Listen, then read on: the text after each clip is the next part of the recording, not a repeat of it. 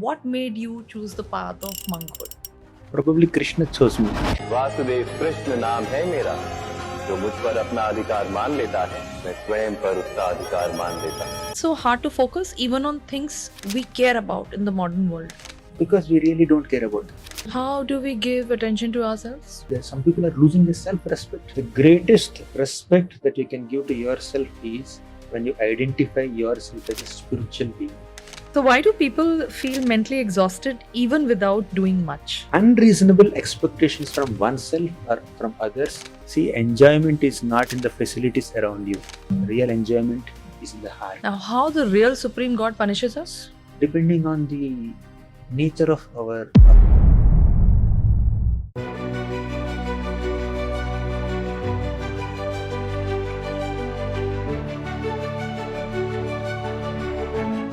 What if the chaos in your life is not outside but quietly building inside your own mind? Well, today's guest has spent years helping people understand exactly that. A monk, teacher, and an author of over 50 books, Gauranga Darshan Das Prabhuji has dedicated his life to translating the timeless wisdom of the Bhagavad Gita and Srimad Bhagavatam into something deeply practical for our modern distracted world. From overthinking and anxiety to discipline, focus, and inner stability, his work is not about escaping life, but learning how to live it better. So if you have ever felt overwhelmed, restless, or unsure of direction, then this conversation will give you clarity that stays, will give you healing that matters. Let's go and welcome Prabhuji. Prabhuji, Hare Krishna. Hare Krishna. Thank you so much for this conversation. I feel very honored to be welcoming you on our show today. And So much. I'm also very grateful to be with you today. thank you.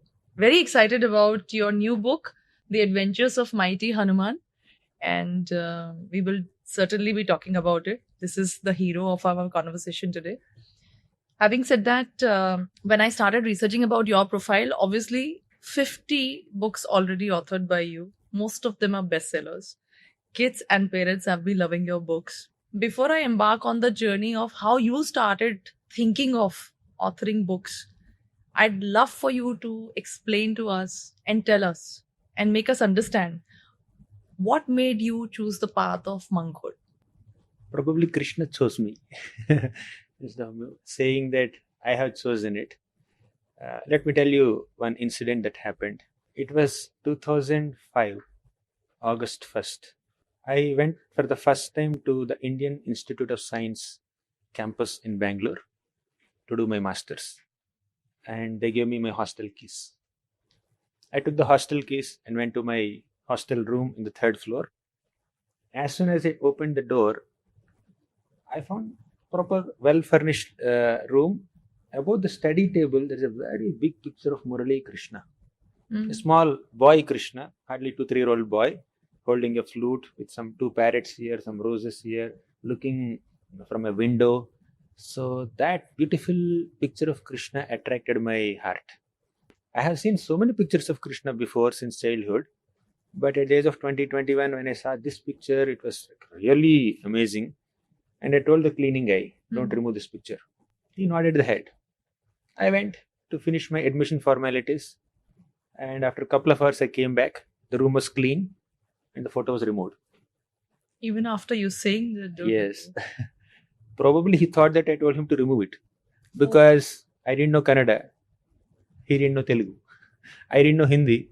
He didn't know English.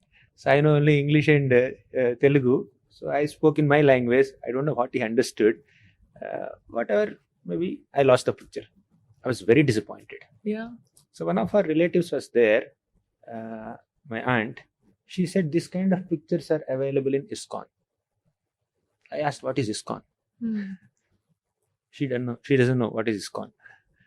And she said ISKCON means Krishna temple. Whatever it is, I want that Krishna picture, just get that for me. So that weekend she took me to the ISKCON temple. Searching for that picture, I went to the temple and I found the same picture in the same size. And I went to the shopkeeper and asked, give me this. Yeah. He said 20 rupees. He's very smart. Huh. He said, this will be free for you if you take this book, Krishna book. There is a beautiful book written by Srila Prabhupada, the founder Acharya of ISKCON, Krishna book, that has 90 chapters that describes all the pastimes of Krishna, right from his appearance till his final pastimes. It's a summary of the 10th canto of Srimad Bhagavatam. He showed me that book. It was about 90 rupees or something like that. I opened the book. I found pictures similar to this, many other pictures in the book. I took the book. I got this free gift of big Murali Krishna picture, kept in my hostel room, and book is also there.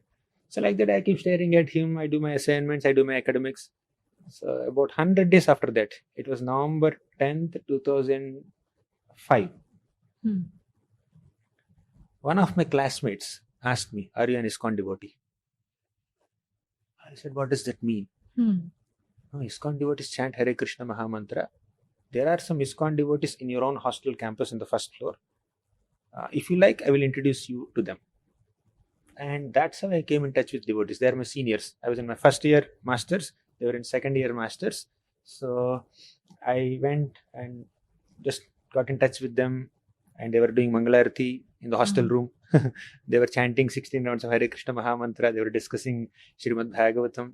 So basically, my connection with ISKCON is that picture, first connection, then that book, Krishna book. Then eventually came in contact with some devotees who are actually practicing Krishna consciousness. And within 2 years, I'm in Brahmachari Ashram in ISKCON Chowpatty here. So I finished my masters. Then I was. What did you specialize in? Digital signal processing. Actually, system science and automation. My master's project is in digital signal processing, speech processing, image processing. You know how valuable that skill is in today's world?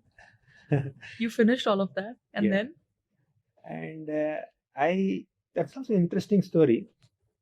I went for so many campus interviews Yeah. in my last semester. Somehow I didn't get a job. In many interviews where I did very well, which are very much relevant for my profile. But there is this mechanical company called Force Motors that came. Yeah. I casually went, just gave an interview. They gave me a job. Interestingly, after that, I lost. I was focusing on my project. I lost interest to attend many other interviews. So then my master's is over, project is over. Then next is job. Yeah. So, like, one is profession. Secondly, I was more concerned about my spiritual life. I don't know why. So 2 years, I was in IISc doing my own sadhana, reading scriptures, chanting Hare Krishna in my hostel room. Some seniors were there. They passed out after my first year. Yeah. So I was alone with only a couple of devotees around me. So then I felt that these few devotees whom I'm in touch with, they are dispersing, they are going for their professions, and what will happen to my spiritual life? So then I heard that in Mumbai and Pune, very good training systems of youth are there. So youth are very nicely being trained in Krishna consciousness nicely. So then, interestingly, I got this job in Pune. This Force Motors. Yeah. Force Motors. It's a mechanical company, nothing relevant for my profile. Yeah. I thought, okay, let me just go there, join. I'll be in touch with devotees. I'll get good spiritual training. And I can search for a job which is more relevant for me. I was about to get a job in GE also. I attended an interview. They were about to send me offer letter in Bangalore. Very much relevant for my profile, DSP. Correct. Yeah. But somehow I felt I have two offers. One is offer letter is about to come. One offer letter is already there. But this company, which is not relevant for my profile, is in Pune, where I can get proper spiritual training. This company, which is relevant for my profile, doesn't facilitate my spiritual practice. So I chose this. Somehow Krishna inspired me. Then that's how I came to Force Motors. Then there I was applying for jobs in Mumbai. Then I got into TCS, Innovation Labs, here, Thane, Yantra Park. Yeah. So that's how 2008 I shifted to 2007. After my masters, I went to Force Motors. 2008, I came to Mumbai. Then while doing job for 1 year in TCS, I was also taking training in ISKCON Chowpatty, Radha Gopinath Temple. And after 1 year of that training, I felt, let me try living with this hairstyle and this dressing style. I somehow was attracted to the simplicity of monkhood. So there are so many monks there, many brahmacharis there. They don't have anything. They But sleep as on the floor. As a child, you never thought about it. It As a was not child- your strong thought. As a child, definitely I had a lot of exposure to spiritual culture. All glories to my parents. My father is very much spiritually inclined. My mother is also very much spiritually inclined. They are not very well read. My mother did only 6th grade. My father did diploma, which is like +1, +2, like that. So, and they are observed in family responsibilities, but they always prioritize their spiritual practices. My father used to read Vishnu Sahasranam. My father used to read Bhagavad Gita. He memorized like several shlokas of Bhagavad Gita, stream of shlokas. So that exposure to spiritual culture was there. Even we were living very close to Lakshmi Narayan temple in my childhood. And my father joined me in a school called Balabhanu Vidyalayam in Srikakulam district in Andhra Pradesh.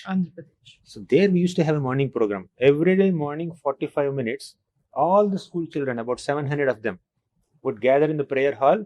Together we would recite Bhagavad Gita shlokas. Vishnu Sahasranam, Lalita Sahasranam, Rudra Namakam Chamakam, all kinds of Vedic chants. So I got great exposure to spiritual culture. But I was only reciting shlokas, but I never explored the meanings. But when I came to IISc, when I read Prabhupada's books, Srila Prabhupada's books, Krishna book, Bhagavad Gita during my masters, that's where I got to know deeper secrets of Bhagavad Gita, deeper meanings of Bhagavad Gita, and deeper meaning of life itself. Then I thought, let me live a life like this. Prabhuji, I have a difficult question to ask you. So, for example, if I decide to enter monkhood, how will you stop me? And would you stop me? See, monkhood, that word has multiple dimensions to it. Monk is not just someone who has a shaved head and saffron robes. Or monk is not someone who has a hair bun and long beard. Or monk is not someone who just stays in secluded forests or caves and does some meditation. Monk is someone who is detached from any material allurements, attachments, enjoyments. Monk is someone who is dedicated to spiritual culture. You can be a monk by being a podcast host. Right? You can continue what you are doing. You can still live like a monk. You know, in our scriptures, many great kings are called Rajarshis. Yes. Raja means king. Rishi means sage, monk. How can a king be monk? Correct. But they are living in the mainstream society. They are guiding millions of citizens. They are ruling big kingdoms. So many ministers and soldiers, they are all reporting to him. They are amidst royal lavish palaces, facilities. Still, they are living like monks. Because this monkhood is not just a lifestyle.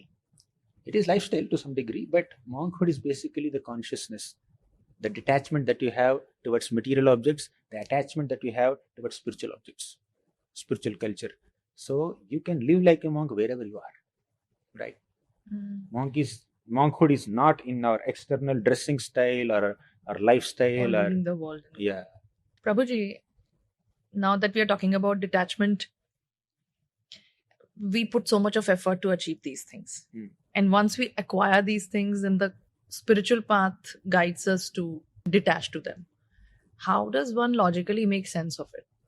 Yes, we have put so much of effort, so much of meditation, so much of desire and endeavor went into acquiring something, and suddenly you have to leave it. Now, during your lifetime, leaving something doesn't make much sense, but we have to die one day, right? There we have to live. We have to leave the body itself. What to speak of bodily possessions? We have to leave body, bodily relatives, bodily possessions, our degrees, our medals, everything we have to leave. It is anyways, it will be taken away from us. So before that happens, if you cultivate a spirit of detachment, then it will not be a great shock for you. Body only. You are just dying. Dying means you are just leaving this body, but the soul is eternal. So Krishna said in the Bhagavad Gita, the soul is eternal, body is temporary. Body is never alive, soul is ever alive. It is only because of this live soul, its presence in the body, that body is animating. Once the soul, spiritual soul leaves the body, body is inanimate, right? So the soul leaves this one body and goes to another body. So the journey continues. If you are attached to this body and the bodily possessions, so your next state of transition will be very painful for you to accept.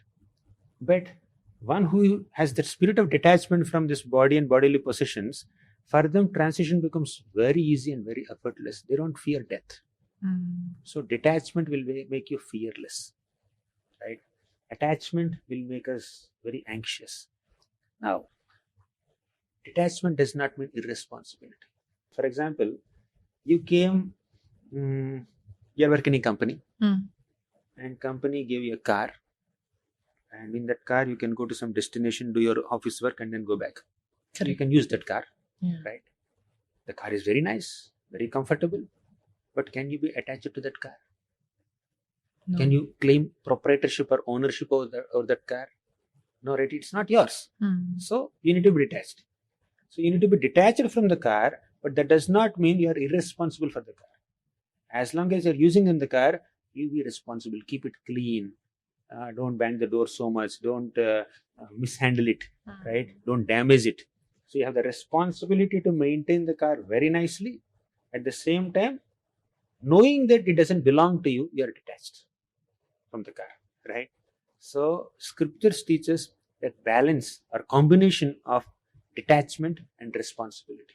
Detachment is not equal to irresponsibility, and responsibility should not be equal to attachment. The combination of responsibility and detachment is what is being taught. So when you're responsibly dealing with people, dealing with objects, dealing with your own body, dealing with everything around you, that makes you very peaceful and less anxious and less fearful. But when you are overly attached to it, then that internal attachment, which is like a tight knot on the heart, that will make you very insecure that you will lose it. Yeah. If you think that I anyways will lose it, right? But as long as it is with me, let me be careful. You'll be cool about it. I'll be cool about it. For example, you're traveling in a train.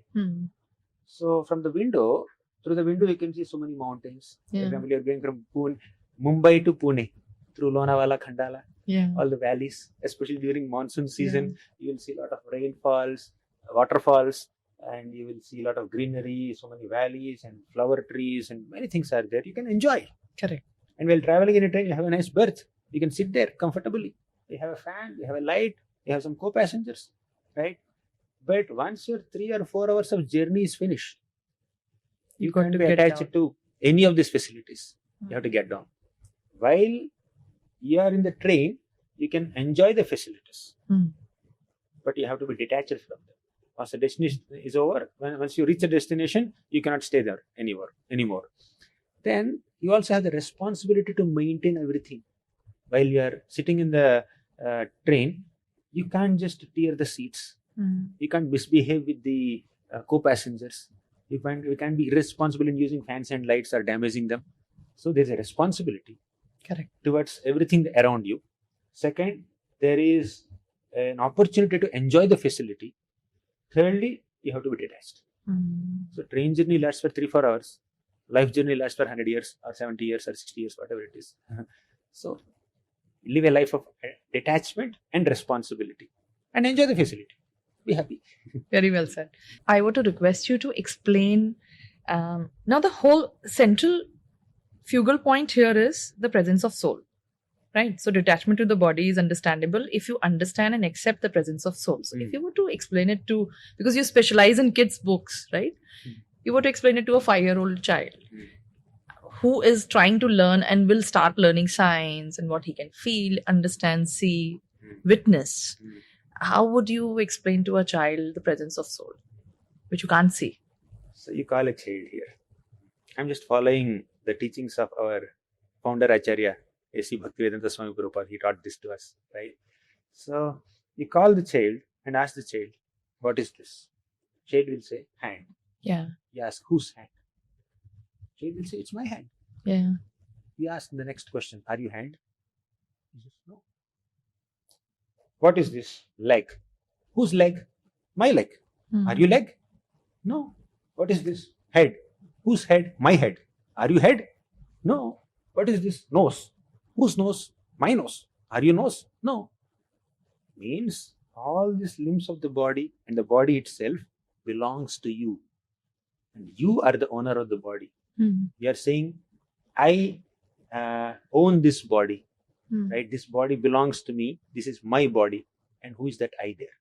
That is soul. You are the owner of the body. Similarly, we say my mind. We don't say I am mind. We don't say I am leg. We don't say I am eye. We don't say I am ear. This is mine. That's default. Everybody just takes it for granted. Yes, this is my body. Correct. But then who is that I? Who is that owner of this body? When you are saying my body, that means you are the owner of the body. And who are you? They don't know. I am the body. Again, they say like that. It doesn't make much sense. So, by using simple common sense, even a small child also can understand the difference between the body and the person who is the owner of the body. And that person is the soul. In Bhagavad Gita language, soul or Atma. Correct. How do we experience soul? We are souls. Yeah. We are souls, right? The soul is covered by two bodies. You must say only one body, right? Yeah. We have only one body or two bodies. All of us here have two bodies. One is the visible body, with eyes and legs and hands and nose, etc. The second one is the subtle body. Technically, they are called Sthula Sharira and Sukshma Sharira. So, Sukshma Sharira is the subtle body that has three parts. MBA. Okay. Man, Buddhi, Ahankar. Oh. Mind, intelligence and ego. Right? So, soul is the owner of these two bodies. So, when a person dies, the subtle body carries the soul from this body to another body. Another gross body, another visible body. Correct. The invisible subtle body that has mind, intelligence and ego that carries the soul from this body to another body if he is not ready for liberation. Right? If he is ready for liberation, he'll go to the spiritual world, be with God forever. But in this world, if he still has some karma left, sorry, I'm using many technical terms. Sure. They still have some karma left, they have to go to another body. Now, how do you experience that? Yeah. Atma, that's your main question. Basically, intellectually, logically, you can understand that you are different from the body, right? So once you become aware that I, as a person, as an individual, has a separate existence from this body, then that's the beginning of the realization of soul. That's true. You begin to realize that I am Atma. You begin to experience that I am a person who doesn't have much connection with this body. I'm connected to this body, but I have a separate existence from this body. For example, somebody is walking and his leg is cut. For whatever reason, he lost his leg. But still the same person with the same thoughts and same desires and same emotions and same feelings and same aspirations and same values is existent. So he definitely lost one leg, but the individual is same. As a person, he has his value, right? His value is not reduced. If he's a gold medalist, if he's a multimillionaire, or if he's a big scientist, so all the designations and positions and power and intelligence will remain intact, although one leg is lost. Correct. Right? And so many people love him, so many people admire him, so many people have a lot of affection for him, that will remain intact, even if he loses one leg or hand. Correct. Right? So, by using little common sense, we understand that I have an existence separate from this body. But when we overly identify ourselves with the bodies, that's where the problem begins. So everybody has to use some logic and have some understanding of philosophy to know that they can enjoy, they can really experience great bliss which is not connected to this body also. A bliss that is disconnected from the body is the ultimate bliss.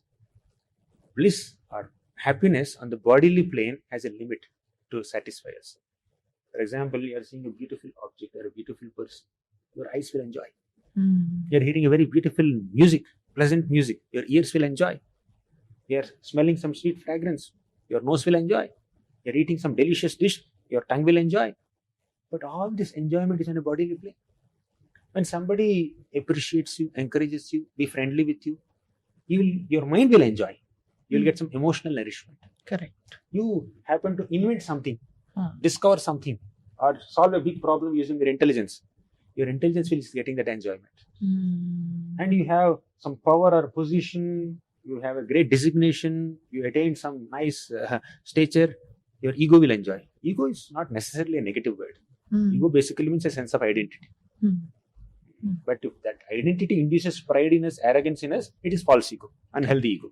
But ego basically means sense of identity. Everybody needs an identity, right? Correct. So when you are in a very good identity, your ego will enjoy. But beyond all this enjoyment, an enjoyment of the body, enjoyment of the mind, intelligence and ego is the enjoyment of the soul. And that soul gets real nourishment. That Atma really experiences great satisfaction in Atma's connection with the Paramatma. Atma is infinitesimal. Paramatma is infinite. In short, we are living beings, we are Atmas. Lord is also a living being, but He is the supreme living being. He is God, right? He is Paramatma, He is the supreme soul, right? He is the source of all the souls, right? The Atma, the spiritual being, really enjoys pleasure in connection with the Supreme Lord. And when we need to learn how to build this connection. So this connection exists. Okay. You have to revive that connection. So why do we forget that connection? Like everybody has to reinvent the journey and not everybody thinks spiritually. Correct. See, there is a fish inside the water. He removed the fish from the water and kept in this nice, wonderful AC studio. Yeah. Offered pizza, offered burger, offered a golden crown or a great throne or the latest gadget or whatever you offer. Will the fish be happy? Fish will be happy only when you put the fish back into the water. Right? Similarly, we are spiritual beings. Any amount of material enjoyment or pleasure cannot satisfy the spiritual soul. Spirit soul means the spirit soul has to enjoy spiritual bliss only, in spiritual relations only, with spiritual emotions only, with spiritual personalities only, in the spiritual world, to be more specific, right? So we are basically in a very foreign atmosphere, material atmosphere. So therefore we are not experiencing full bliss. But now your main question is, why are people not aware of this? Why do we forget this? Yeah. The reason for this is many times not traceable. Okay. Right? So, like, how did I end up here? Suddenly, if I'm a spiritual being, experiencing a deep bonding and connection, having an eternal connection with the Lord, what am I doing here? Yeah. How did I end up here? We are not sure. How did we end up here? We can't trace back several lifetimes of journey. But one thing is sure, that if I have to again revive that connection with the Lord, then I just have to take shelter of the process of Bhakti Yoga, this path of spirituality. That will reconnect me there, right? So instead of figuring out how did I end up here, let's try to get out of this place and by making a good connection with the Lord through the process of spirituality. Does it make sense? It makes sense. So, so in the current world, the modern world, youngsters have started falling back on spirituality much more than what our generation did. And there is a clear reason, because it's not just a distraction, but it is also the distraction-led emptiness. There is so much of everything, but there is so much of emptiness. So I want to do this conversation today. I've divided the whole... thank you, Prabhuji. You have set the stage up for the conversation that I want to do. One of your bestseller book, Chaos to Come. It resonated so much with young India, and especially, young Indians thought that we needed to read this book to understand. Not everybody wants to immediately get into a spiritual world, or, there is still a taboo related to, oh, you are spiritual, you are this. But everybody wants to experience, as you said, that real peace. And they don't know how to find that nectar. So this conversation, I will seek your help for the young Indians to understand how do you find that nectar in your day-to-day lives? So in this, my first question to you would be, is this generation truly more distracted, or have we lost mental discipline? What is your thought on this? Can be both. But I would say that it's not about blaming the current generation for being more distracted with smartphones and social media, this and that. 20 years back, social media was not there. When we were students, we didn't know what is Instagram, and more than that, this kind of materialism, distraction, stress, anxiety, distress, it's coming from multiple generations. As Kali Yuga is progressing, the amount of distraction, amount of sadness, amount of anxiety people feel, amount of confusion, bewilderment, illusion people feel is crossing boundaries. That's the nature of this yuga. There are yugas, right? 4 yugas: Satya Yuga, Treta Yuga, Dwapar Yuga, Kali Yuga. Right? We are in Kali Yuga. Just like there are seasons. During monsoon season, it's wet. There is a lot of rain, water everywhere. And during summer, it's very hot. During winter, it's very cold. You can't stop the change of seasons, right?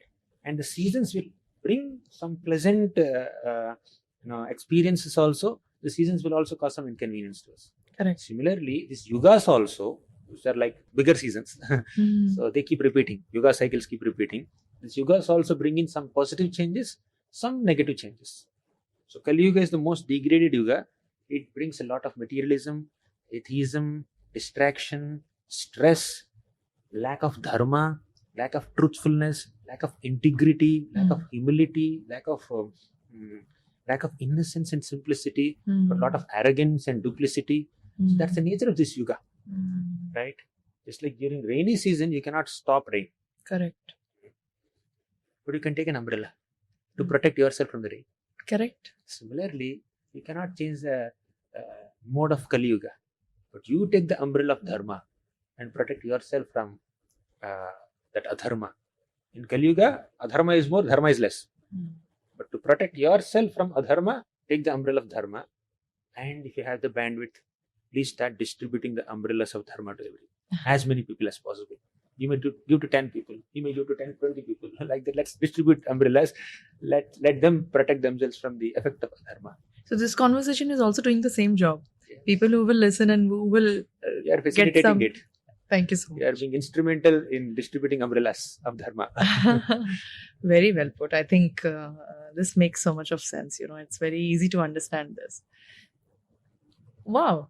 So, Prabhuji, now I think the questions that I have will help build people that umbrella to go out in life and feel in the midst of the chaos, how to feel the calm is. Why did you think of picking that title and writing that book? What was your first thought? First, I wrote the book. The book is basically about Bhagavad Gita. Okay. I just picked up some very important and relevant, relatable, digestible shlokas from Bhagavad Gita for younger generation and anyone in the mainstream society, and added my own experiences there. Correct. And presented some lessons there. After completing the book, what title we should give? Lessons from Bhagavad Gita, insights from Bhagavad Gita. What exactly this whole several chapters of discussion on several shlokas of Bhagavad Gita doing? It's reducing the chaos there. Yeah. Increasing the sereneness and calmness. In short, there are a lot of confusions. Yeah. And this book is attempting to bring clarity. I was even thinking of titling it as From Confusion to Clarity, but chaos to come is more relatable to Janta, therefore we just settled to that. Wonderful. But one chapter is Confusion to Clarity. See, Arjuna, in the beginning of Bhagavad Gita, he was confused. Correct. Why should I fight with my own relatives? Yeah. I don't need a kingdom. I'm detached. Arjuna said, I'm detached. I don't need a kingdom. Anyways, one day I have to leave. Yeah. But Krishna said, no, you may be detached, but you have to be responsible. So in the first chapter of Bhagavad Gita, Arjuna is thoroughly confused. In the last chapter of Bhagavad Gita, Arjuna said, I have full clarity now.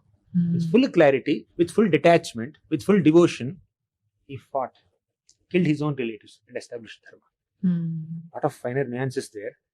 Arjuna, in the beginning he said, Karpanya doshopahatasva bhavaha pruchhami tvam dharma sammudha chetah yashreyasyan nishchitam bruhitan me sishyaste ham shadhimam tvam prapannam. He said, Dharma sammudha chetah. I am confused about my dharma, my duty. At the end of Bhagavad Gita, after hearing so many chapters from Krishna, Arjuna said, Nashto moha smritir labdha tatprasadan mayachyuta sthitosmi gata sandeha karishye vachanam tava. Sthitosmi gata sandeha. All my doubts are cleared. I have full clarity now. From confusion to clarity. Gita takes us on a journey from confusion to clarity. Right? So what was the confusion in Arjuna's mind? If I am so detached from my kingdom, why should I kill my relatives, my own grandfather, my own teacher, my own brothers, my own cousins, and enjoy the kingdom? Yeah. Right. Krishna has a simple logic. Arjuna has his own logic. That's an emotional logic. Krishna has a philosophical logic. He said, whether it's your friend or your relative or your enemy, if it takes the side of adharma, you have to kill. Bhishma may be your grandfather. You have very deep emotional bonding with him, but he took the side of adharma. Duryodhan, you have to kill. Right? So, even if it's your own relative, they take the side of adharma, vice, they stand against virtue. And if you have the ability and responsibility to avoid adharma, to subdue adharma, you have to do it. You can't run away from that responsibility just because you have an emotional bonding with the person who took the side of adharma. That is Krishna's logic. Right? So, Arjuna was caught up with so many material emotions, but Krishna gave some spiritual knowledge and brought some clarity. Many times we are caught up in unnecessary emotional spirals. So these are emotional baggages that philosophy helps to clear. And once your mind is clear, it gets calm. Thank you for this clarity. रुकावट के लिए खेद है. अगर आपको हमारा content और conversations अच्छे लग रहे हैं तो please like, subscribe and share करिए अपने फैमिली मेंबर्स और फ्रेंड्स के साथ. Thank you so much for watching. So why do people feel mentally exhausted even without doing much? Is it the same fog? See, without doing much means No physical activity. Today it is not the time when you have to walk 20 kilometers to fetch water. work from home Work from home. and work for home. Both at the same time, at the same place. Yeah. So physically they may not be doing much, but mental exhaustion is more suffocating than physical exhaustion. In fact, physical exhaustion will keep your health good, Exactly. but mental exhaustion will spoil your health more. Could you explain mental exhaustion to us? Okay. Mental exhaustion is caused by so many factors. Maybe I'll enumerate a few. Sure. First is undue, unreasonable expectations. With Too many yourself or external? From yourself, from others, from situations, from life itself, from God also. Yeah. Right? So I worship Him. I offered puja. I broke coconut. I offered agarbatti. I offered bananas. He did not fulfill my desires. Yeah. He did not destroy my difficulties. People have issues with God also. Yeah. And some people go to the extent of saying that there is no God. Actually, He has no other job other than clearing your difficulties. Right? They see God means one who clears my difficulties, one who solves my problems. That's the definition of God many people have. Anyways, coming back to your question, unreasonable expectations from oneself or from others will create a lot of anxiety, mental exhaustion. We get tired.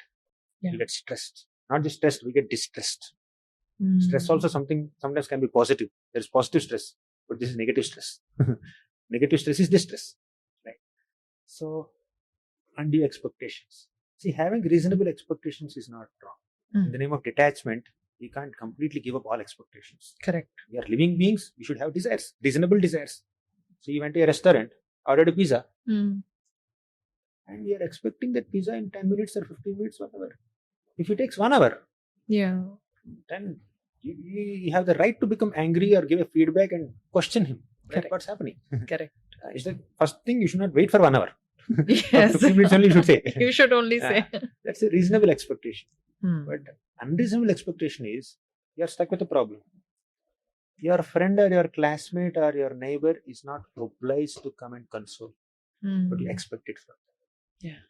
We are in some financial issue. People may not be obliged to help you, but you expect it from them, right? So I give very crude examples, but people have undue expectations that people should sit with me, they should love me, they should care for me, they should hug me, they should give me a helping hand, they should talk to me. When I send a message, I should immediately see blue tick. Right? Yeah, this is a big expectation in relationships today. Nowadays, I've heard when about I post a reel on Instagram, I should immediately get 1 million views. Yeah. Somebody committed to because There he are got people- only 23,000 views. He was expecting some million views. He put so much effort to make a reel, 1 minute reel, posted, and then he got so disappointed. That is Social so sad. media is creating a lot of expectations. They're expecting attention for themselves, but they forgot to be attentive to themselves. You are not giving attention to yourself, and you are expecting the whole world to give attention to yourself, and that's creating a lot of stress in us. Right? That's mental exhaustion, isn't it? How do we give attention to ourselves? Which is self-love, Correct. so to speak. Correct. Self-love. Before self-love, you should have self-respect. What is self-respect? You may define self-respect in 100 different ways, but I have a very simple definition.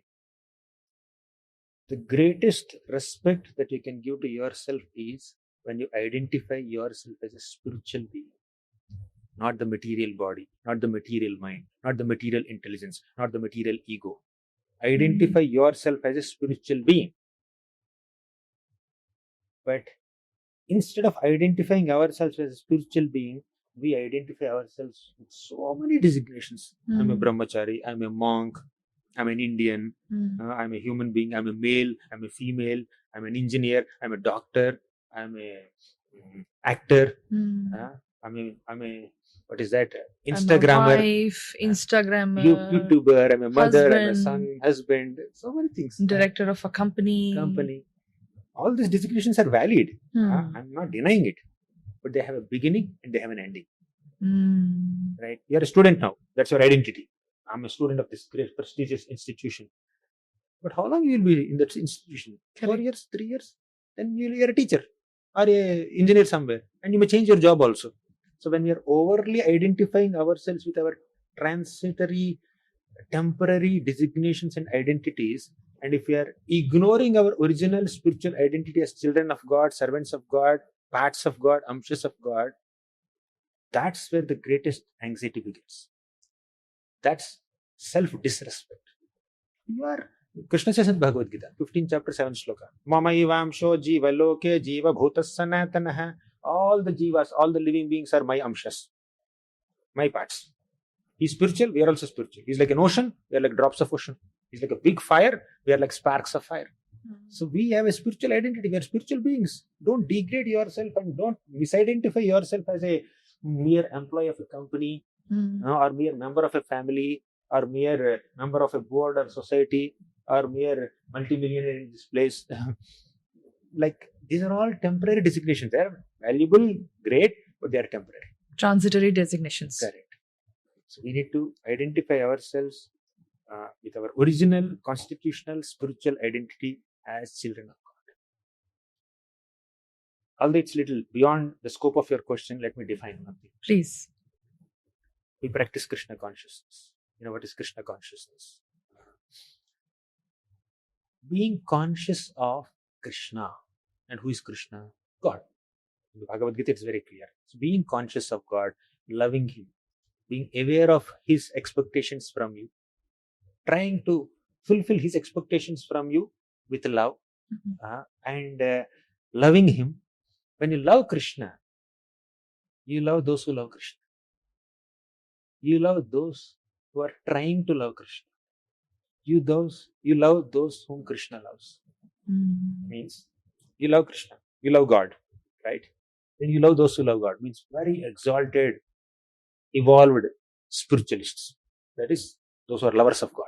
Yeah. Then you love those who are trying to love God. These are seekers, practitioners. Those are in the practice stage, not in the perfected stage. And you love those whom God loves. God loves everyone. Every single living being He loves. He loves Whether you're a man or a woman or an Indian or an American or a human being or an animal or a bird or a snake or a scorpion or a plant, he loves everyone. Every single living being Creation. is part of his creation and he loves everyone. So when you love God, on the basis of your love for God, you start loving everyone.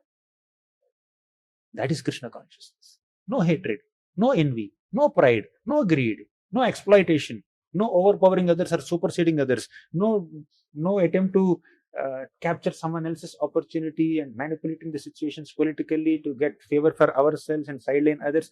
All this will not come because they're all children of God. You start loving everyone, right? Prabhuji, everyone else is doing this. So if you don't participate in this, how do you achieve material things? Material success. Correct.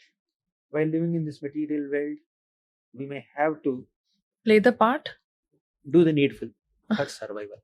for survival. For survival. How do we know how much to do? See, we have two purposes in life. One purpose is self-preservation. Second purpose is self-realization. Self-preservation. When I say self-preservation, the self is the body. Mm. When I say self-realization, the self is the soul. Mm. For self-preservation, you may have to do the needful. You have to work, you have to earn. While earning, there is some competition, there is some comparison. You have to struggle for existence. Competitive exam you have to write. You have to prove yourself. Instead of focusing on improving yourself, you have to prove yourself sometimes. Yes. Right? You have to prove that you are capable. So you need to survive in this world, you need to do something that the mainstream society expects. But while doing the temporary thing for your temporary survival of this temporary body, don't lose focus on the second purpose of life, which is self-realization. What is the real self? That is Atma, soul. We are servants of God. We are children of God. So self-realization means to realize that we are servants of God. Now we have a theoretical understanding that we are children of God, but we are not acting on that platform.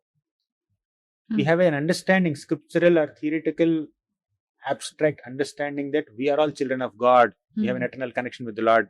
But am I operating on that plane, or am I just operating according to the requirements of the society around me? Right? So do the needful for self-preservation to survive in this world. And don't lose focus on self-preservation, self-realization. Self-preservation and self-realization. That requires self-awareness that connects both. How beautifully put. So, we are souls, we are not these bodies, but we are souls who are living in the bodies. Therefore, maintaining the body is also a responsibility. Sometimes I see some young spiritualists, even children also. They come for our satsang programs and all. They say, why should I go to school? Why should I study? Why should I earn money? Why should I find a job? Everything is temporary, right? I have to leave one day. And that's called premature detachment or immature detachment. You have to be detached, but you have the responsibility to maintain the body. You are not the body, but you're in the body. As long as you're in the body, you have to maintain it. Correct. Like the other day, sometime back I was giving that example, right? That's not your car. It's company's car. You're using it. But you have the responsibility to maintain it. That is your core responsibility. It is not your body, right? But you have to maintain this body. You have to maintain your health. You have to maintain this body, you need to do the needful that the society expects. But don't compromise on the integrity and honesty, right? Yes. Instead of exploiting someone for your survival, try to survive in this world without harming anyone as much as humanly possible. I have to ask a crude question here. When we do that, what happens? I'm jumping into karmic level of that possibly you will answer. But people are not aware when they are doing this. Exploiting, manipulating situations for their own self-gain. People who are exploiting others, cheating others, looting others, beating others, or living at the cost of others, if they use little intelligence and little common sense, which is generally uncommon many times in this world, if they use little common sense, they understand how can I eat food or how can I enjoy something at the cost of someone else's pain? Why not? Why? If someone questions why not, I'll question them why. Because it is easy for me to do it and achieve. Because I can step on somebody and get what I want easily. If someone steps on you, how will you feel? Because somebody has stepped on me, that's why I'm giving back to the world. They will think like that. Then you step on someone who has stepped on you. Yeah. Why are you exploiting innocent people? They didn't harm you. Why are you harming them? Saying a very illogical argument that someone harmed you, therefore I'm harming them. Does it make any sense? They harmed you and you're harming them. I'll answer. Answer. Who harmed me were very, very powerful. I can't give back. But now my frustration is going to the people who I can. It doesn't make much sense to anybody. It doesn't make sense to you, but first you tell me. But that's what people do. So, for example, they are in offices and there is a superior person to them, their supervisor, and they are very powerful and they can't give back. They come back and their frustration goes to their family, to everyone, to their kids, children, wives. Or if a wife is out and working and coming back, she's also bringing the same kind of stress back home or to the world. They remove that frustration maybe because it's a power play. Their power is less. You can't give back. Here, you are more powerful in this situation, so you start spreading it out. See, when you're frustrated somewhere else, for example, somebody is mistreated by boss, he cannot give back, as you said. And he comes home, he has his wife or husband or children or some family members. He can vent out that frustration upon them. That's little innocent. Right? You're a little irritated there and you are unable to express that irritation or frustration there. You are expressing your frustration or irritation in front of those people who don't misunderstand you because they are your own family members. That is still acceptable. But exploitation is different. So when you are venting out your frustration in front of those people who don't misunderstand you, who can empathize with you, who can sympathize with you. See, if wife is frustrated in the office, comes and just becomes angry with the husband. Husband may empathize with her. Sympathize with her. Absorb the load. And then later wife will go and apologize. I'm sorry, I had this very hectic day in the home, in the office. Some colleague misbehaved with me or something like that. So then that in that way, relationship also is built nicely, right? So that is innocent. But exploiting someone, cheating someone, that is knowingly, with intention. Knowingly, intentionally, purposely. That is because of lack of understanding of the karmic reactions, right? Therefore, people need to be educated. So God punishes us? 100%. But God is a loving soul. Why would God punish? See, what is the mechanism of God to punish? Just assume that God is your father. Assuming that's reality. But just compare him with your father or with your mother. Right? He's your mother, he's your father, no doubt. Say, when the child does mischief, child comes and then steals your iPad and goes away. Mother notices. Will the mother give a feedback to the child or not? Yeah, of course. Will the mother have to correct or not? No, you can't question. Mother has to be loving. Father has to be very caring. How can you chastise or scold the child or give a feedback or heavy correction to the child because of stealing iPad? Right? I mean, that doesn't make much sense, right? Because the Lord has love for us. He wants us to behave properly. He wants us to uphold some values and virtues and morals and ethics and principles. And He wants us to uphold these good qualities of compassion, gratitude, satisfaction, respect, humility, tolerance. So He wants us to uphold these virtues and values. Bhagavad Gita, Krishna spoke in several chapters about all these lists of values. Aman, Pramadam, Vitvam, Ahimsa, Kshanti, Rajyavam. He spoke so many things. Because He's our well-wisher. He's our caretaker. He has that fatherly or motherly affection towards all of us. He wants us to be good and do good. And if we deviate from those virtues, He becomes concerned. Out of concern, He may have to discipline us, He may have to punish us. How? When mother slaps a child or punishes a child, there's love in it. Correct. There's an expectation that he has to be more disciplined. Even Yashoda mother corrected Krishna when Krishna stole butter. We'll come to sweet pastimes of Krishna later, but even when God plays the role of a child, He accepts correction from His parents. Right? Now, He is the supreme parent of all of us and He has to correct us. But He's role playing the child, so correction from the other living beings is expected. Now, how the real supreme God punishes us? Depending on the nature of our offenses. Right? If it is a small mistake that we have done, the punishment may be like token punishment. If it is a major mistake we have done, then the punishment can be more severe in hell. Just like in a big country, if somebody has done a criminal activity, they're punished in a jail. Right? In a kingdom or in a country, some jails are there, some prison cells are there. And there, in prison cells, there are different levels of treatment. I never went there, but there are different levels of treatment, levels of punishment, depending on the nature of offense. Similarly, there are 14 planetary systems in this universe. In a corner of the universe, there is hell. There are 26 or 28 hellish planets. Yamadharmaraj is the boss of all these planets. And there are different arrangements to punish the sinful souls for different tenures, depending on the nature of their offense. Right? Maybe 10,000 years, or 50,000 years, or 5,000 years. So nothing to worry today. Can I say one thing? Whenever you are deviating from dharma, whenever you are hosting envy, lust, pride, greed, tendency to exploit others in your hearts, you are already suffering. You are already suffering. Somebody told me. Recently, I did a podcast in Telugu in Hyderabad. Right? They were quoting Duryodhan. Duryodhan, you are familiar with Mahabharata, right? Yes. So Duryodhan, apparently they quoted that. Duryodhan told the Pandavas that, see, you defeated me now and you are taking the kingdom after Kurukshetra battle. But you suffered so much during Vanavas, in exile, and you suffered in so many ways. But I enjoyed royal facilities all my life. Till the last breath of my life, I have been a prince. I was never a Vanavasi.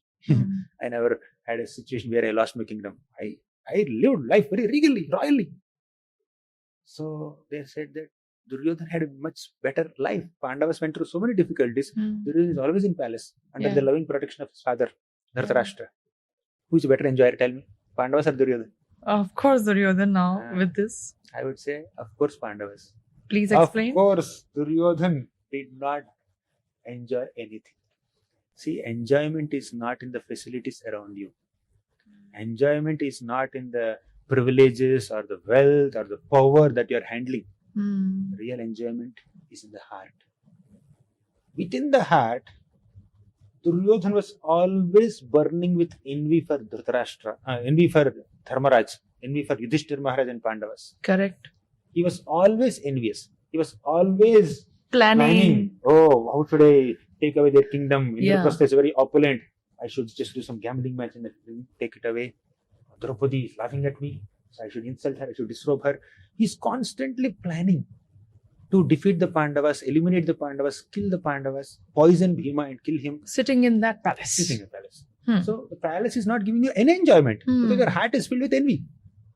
So who is enjoying? One who is living in a small hut, happily eating some curd rice. Yes. Or not even curd rice. Some people who are very poor, they may put some water in the rice and put some salt and eat with a bucket. But their heart is filled with satisfaction in comparison to someone who is sitting in a big palace in a 5-star hotel eating pizza, having indigestion problem and being insecure that who will take away my wealth, which businessman will supersede me, what will happen to my property. All he needs is a 6 feet land to sleep. Correct. And just few morsels of food to eat. But because he pushed his material level so high and he wants to maintain that status quo and constantly feeling insecurity that somebody will surpass me, supersede me, outsmart me, defeat me, cheat me, loot me, beat me, there is enjoyment there. Yes. Oh, you answered so well. Thank you, Prabhuji. This is, I was looking for this answer. Happiness is in innocence. Happiness is in simplicity. Happiness is in genuine relationships and affection that we have towards each other on a spiritual plane. If we are missing all of that, surrounded by so much money, fanfare, facilities, etc., then we are poor.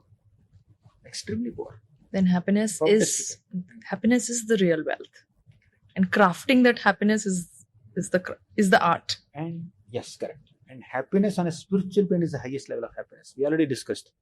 Happiness on a sensory platform is happiness of tongue, happiness of eyes, happiness of ears. Yes. That has some limit. Yeah. Right? Happiness of mind and intelligence, that has some limit. But spiritual happiness and spiritual connections with the Lord and His devotees, that gives the highest bliss to the soul. That's like fish enjoying in water. But when spiritual happiness is seen, fish with a pizza plate in front, fish with a sitting on a big throne surrounded by so many soldiers. Fish is not happy. True. It's not natural. True. So this brings me to this question that I have for you in our chapter 2 now,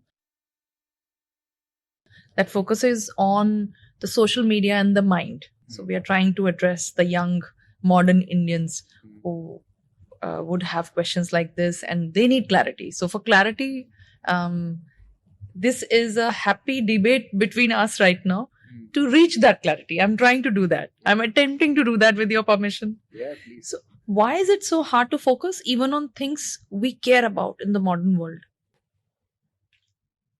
Because we really don't care about it. We care externals more. We don't care about what really satisfies us. Right? We may think that we are caring about them.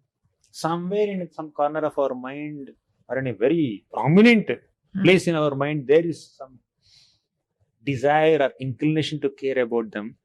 But when others are being prioritized, are we really caring about them? If you're really caring about them, we'll care about them. Is it the load of responsibility that we feel that we are caring, but actually it's a job?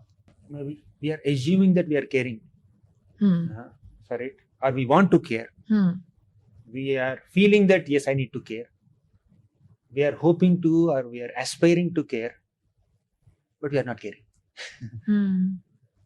Is that? Can you say that question once again? Yes. Did I get it? Yes. So let me kind of rephrase it. Is social media damaging our attention or exposing a deeper problem? Now, what is the deeper problem? I'm connecting that. Deeper problem is, why is it so hard to focus even on things we would want to care? Okay, let me highlight another dimension of it. First thing is, we are really not caring. If we are really caring for it, we don't get so distracted. Correct. Right? That's first level answer. Second, we really want to care, but we want to align with the expectations of the society. Like, people are following certain trend. People are following some kinds of habits. They have certain dressing style. They have certain lifestyle. They're using certain gadgets, certain brands, and we want to please them. They may not actually please us, but we feel that unless I act in this way, use these gadgets, or behave in this way, or speak in this way, I will not have social acceptance. Correct. So, although I know this is more valuable for me, I'll keep it aside. First, my priority is to have social acceptance, and people should praise me, people should recognize me, people should know that I'm something. Further, they are losing their values. Some people are losing their self-respect, making all kinds of videos and presenting them in Instagram or in social media at the cost of compromising on their own self-respect. Just to get some views and likes and shares and comments. How can you present yourself in that way? Why are you self-damaging the dignity? Self-damaging your own, compromising on your own dignity, your own self-respect. So people they know what they're doing is wrong. Some of them, or many of them. But what to do? They want to please others. This is called peer pressure. Peer pressure of two types. Peers are pressurizing us. Peers means not only your friends, your own classmates, but anyone whom you think is kind of equal, or anyone with whom you want to be equal. Correct. So this is peer pressure, where others are pressurizing you to do something which you don't want to do ordinarily. But there's something called self-imposed peer pressure. Nobody is expecting you to do that, but you are expecting that they're expecting you to do that. We are imagining that it's their expectation. We are imagining that they will be pleased if you do it, or they will be impressed if you do it. In your attempt to impress them, you are pressurizing yourself. That is self-imposed peer pressure. Let me give a simple example. I was in Perth, Australia last year. One mother asked me, it's a family meeting. family parents meeting.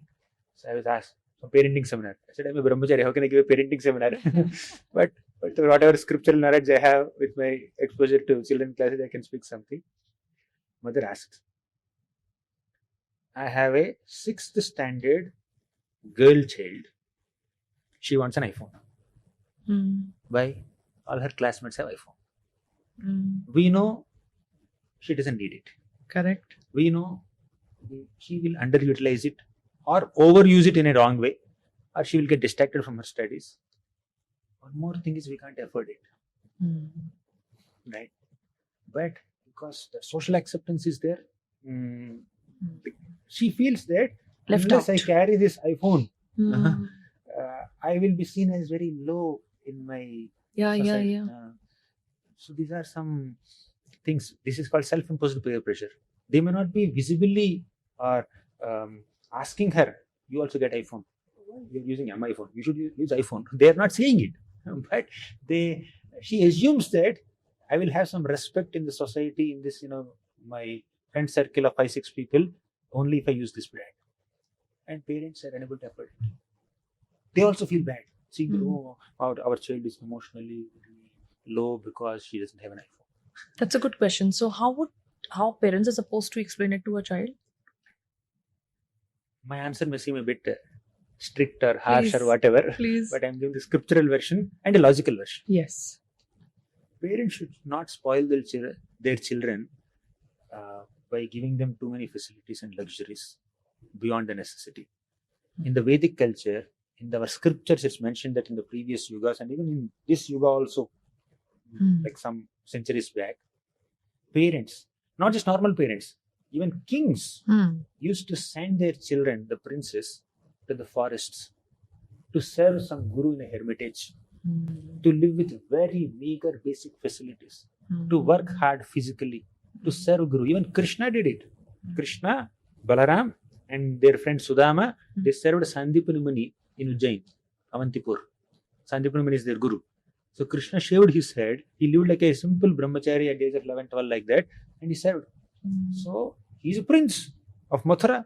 He has all exposure to all kinds of facilities and luxuries and servants and servantmaids and soldiers and ministers and crowns and jewels and silken clothes and all. But he kept aside all of them. Went to Gurukul, went to the forest and served a guru by living with very simple facilities and doing some menial services. You know why? The reason is these princes who are supposed to become kings in the future, if they don't have the experience of living with very meager facilities and voluntarily experience some poverty and simplicity of life, they won't be able to empathize with poor citizens in their kingdom in future when they become kings. They won't know. They won't know. They can't empathize with them. They can't sympathize with them. Yeah. Because they are always surrounded by luxuries. They're exposed to opulence. So they won't be able to understand the problem of a poverty-stricken middle class person. Right? So they voluntarily embrace poverty. And their fathers, their kings, used to send these princes, you go and live a poverty-stricken life. Do some austerities. Voluntarily accept some inconveniences upon yourself that will make you physically strong, that will make you mentally strong, emotionally strong, intellectually strong in all ways. And later you will be able to serve the society better. When they have to become husbands, they have to become kings, rulers, warriors. So for that they need to expose themselves to certain austerities. So coming to the parents thing, parents may be very wealthy, very rich, very powerful, but definitely they can raise their children according to their financial status or whatever, but unnecessarily giving too many luxuries to a young child will spoil them and will also disconnect them with their friends who may not be so wealthy. And build them into weaker human beings maybe in the long Human run. beings, non-empathetic human beings, and they, even from childhood, they may experience a artificial sense of superiority complex amongst other children with their own classmates. They always boast about themselves, they brag about themselves. I have seen it also. I have seen it in my own childhood. There are people who are from well-to-do societies. They have some like unspoken or sometimes spoken pride also, arrogance also. Yes, we are better. Yeah. We are from this family. We are from this caste. We have this business. We can get tickets for a movie on the first day for show. We have contacts. Right? That's a matter of prestige. Yeah. Among students. All of us are same. Students means all the 60 or 50 or 100 students in the classroom are supposed to be equals. Be same. Peers. Be same. But lot of differences. There are student unions. in teenage. Correct. Artificial sense of superiority. I'm moving to the chapter 3 now that we have covered this one. So, overthinking, anxiety, and comparison. You have already covered comparison. Prabhuji, we have already covered that. So, now we'll come to overthinking. So, why does the mind keep overthinking, especially in the night? Is it because distraction is low? We are supposed to be more peaceful in the night, enjoy our 8-hour sleeps, the beauty sleep or happiness sleep. But on the contrary, we leave the distracted world. And now the overthinking starts. Most of the young people, corporate professionals, even kids, they are experiencing lack of sleep. Why? In our childhood, all of us kids used to sleep on the terrace. On the terrace, open sky. Yeah. And with little mosquitoes, we may keep a mosquito net, open sky, and all children are there, some parents are there. We used to have very peaceful sleep. And we get up early in the morning, before the sun rises, right? Early sleep. Early, going to bed early, getting up early, is to be happy, healthy and all. But nowadays, people are missing that because of multiple factors. One is, they are not experiencing the juice or taste of relationships. They are feeling lonely. Many of them. Some of them are maybe No, it is true. there, but many are feeling lonely. And the phone is their constant companion. Before sleeping, light is on their face. They want to scroll some rolls. They want to see something. They want to explore their secret pleasures, right? Before sleeping, and they feel that throughout the day I had stretched myself so much. I was exhausted. Now this will relax me. Yeah, that's how they think. They assume like that. Yeah. But this is increasing their pleasure, increasing their stress, and killing their sleep. Next day morning when they wake up, they don't wake up fresh. Correct. Right? See, night 9 o'clock, if you sleep till 12 o'clock, 9 to 12, that 3 hours of sleep is equal to 6 hours sleep. Quality sleep. That period is meant to sleep. Then 12 to, there are some calculations, I will not get into that. But if you get sleep early in the night, maybe 8 o'clock, 9 o'clock, and then get up maybe 1 or 2 hours before sunrise, that's the ideal time to sleep, ideal time to rest the body. But even if you sleep during the daytime, the body will not become fresh because the sun is already there. You cannot get quality rejuvenation of the body or the brain or the mind when sun is active. Scientifically, that is the relation. Yes. And okay, in our scriptures, demons are called Nishachara. Sorry if I'm sounding harsh. No, but they are called Nishacharas. Nishachara, right? They are up in the night. They are up in the night. Nishi means night. Nishachara means one who wanders in the night, right? So those who are wandering in the night, those are very active in the night. They are in Tamogun.